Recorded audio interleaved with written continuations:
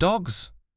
While dogs are often cherished as loyal companions, certain cultures, such as those in Switzerland, Vietnam, Nigeria, South Korea, Indonesia, Greenland, the Philippines, and China, view them primarily as livestock. In Switzerland, the purchase and sale of dog meat are prohibited by law, yet there exists no such prohibition against individuals slaughtering and consuming their own canines. Similarly, within various tribes inhabiting regions near the Arctic and Antarctic, the consumption of dogs becomes a viable option during times of scarcity. In Vietnam, dog meat assumes a significant role in ceremonial feasts, leading to a heightened demand that drives the illicit trade of canines, often pilfered from the streets and homes of neighboring Thailand. South Korea emerges as a particularly challenging environment for dogs, with an estimated annual slaughter of up to 2.5 million animals for consumption. Following closely is the Philippines, where the yearly toll reaches over 290,000 dogs, despite the legislative prohibition of dog meat established by the 1998 Animal Welfare Act. Nonetheless, the industry has persisted, albeit underground, resulting in a substantial annual revenue exceeding $4 million. The Lychee and Dog Meat Festival, colloquially known as the Yulin Dog Meat Festival, epitomizes the apex of canine consumption in China. Held annually in Guangxi Province over a span of 10 days, this event witnesses the consumption of over 10,000 dogs and cats, underscoring the persistence of such culinary practices in certain regions. Monkeys.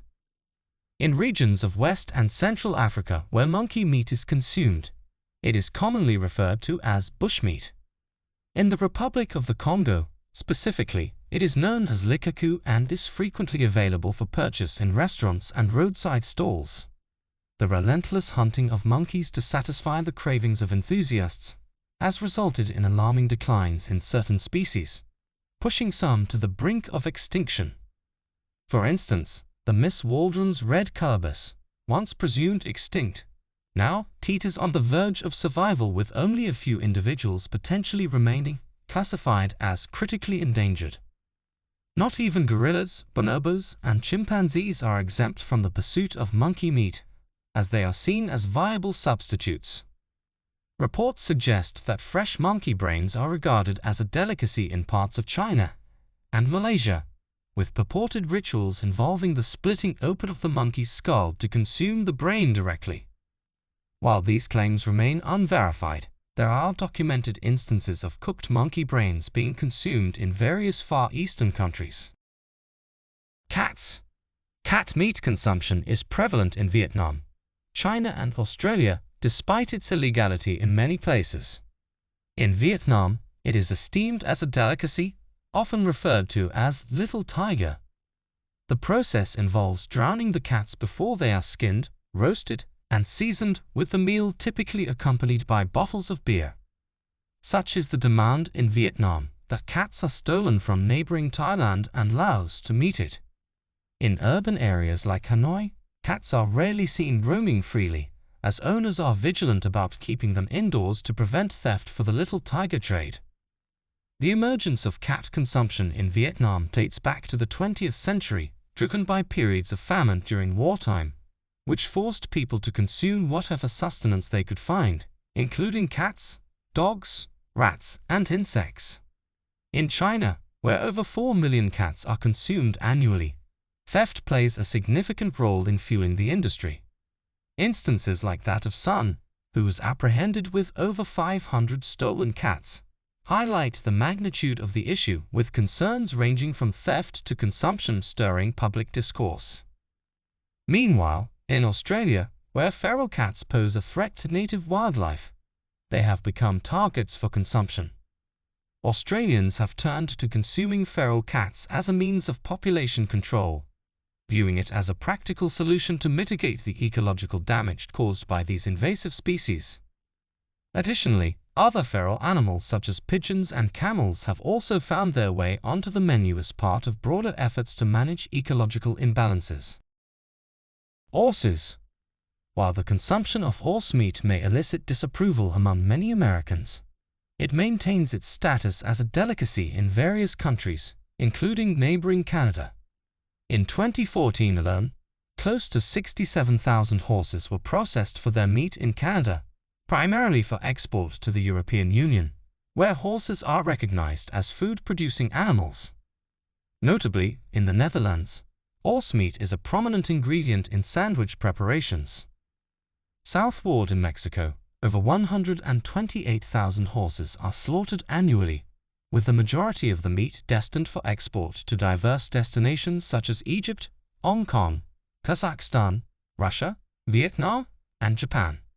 In Japan particularly, horse meat finds its place in traditional dishes like basashi. Despite boasting a substantial horse meat industry, Mexicans themselves aren't avid consumers of the product. Interestingly, there's a tendency for butchers to pass off horse meat as beef, as evidenced by investigations revealing that approximately 10% of beef sold across 5 Mexican cities was actually horse meat. Lizards.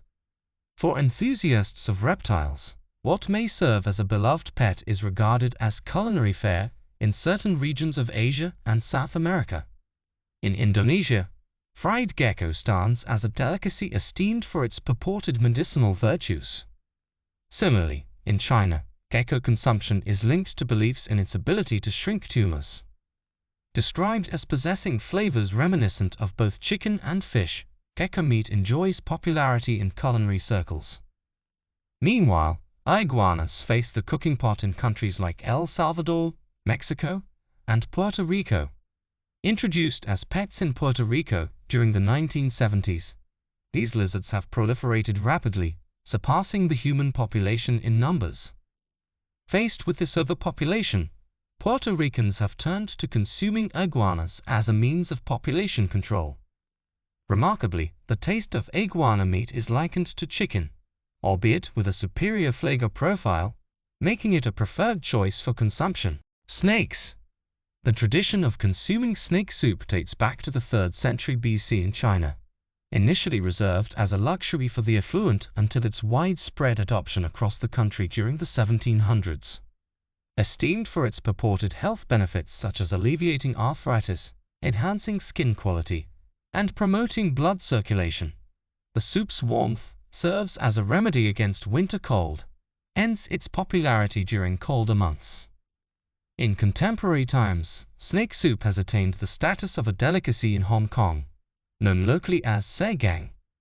A typical preparation may incorporate up to 5 varieties of snakes, boiled alongside pork bone and chicken, with additional flavorings like mushrooms, ginger, chrysanthemum leaves, and lemongrass.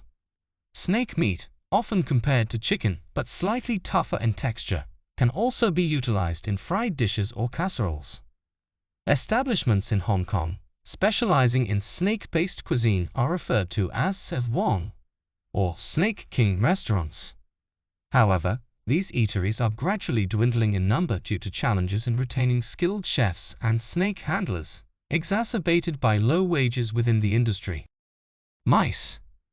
In Zimbabwe and Malawi, roasted mice hold a place as roadside delicacies, reflecting unique culinary traditions in these regions. In Zimbabwe, the practice involves trapping mice in cornfields, which are subsequently roasted and salted before being offered for sale to travelers, particularly those en route to neighboring South Africa. Meanwhile, in Malawi, these rodents are referred to as mbiwa or roasted field mice. The method of capture involves a more hands-on approach, where children disturb corn husks to flush out hiding mice, subsequently dispatching them with sticks. Alternatively, some children resort to setting fire to the entrances of mouse nests, intercepting any fleeing rodents. Once prepared, the mice are roasted, seasoned with salt and pepper, and consumed whole, bones and all, in a testament to resourcefulness and culinary ingenuity within these communities. Rats. Rats hold a revered status as a delicacy among the Adi tribe in India, where various species, ranging from common house rats to those dwelling in forests, are deemed suitable for consumption.